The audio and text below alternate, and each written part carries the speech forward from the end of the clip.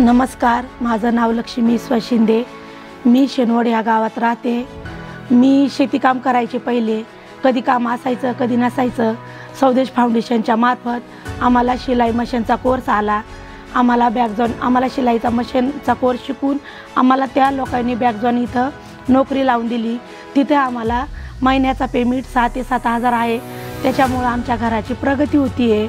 आमच्या मुलांचं शिक्षणाला फायदा होतोय, घर खर्चाला फायदा होतोय। आमचा परिवार सध्या सुखी आहे आणि त्या कामामुळे आमच्या घरात थोडी काही वस्तू झाली।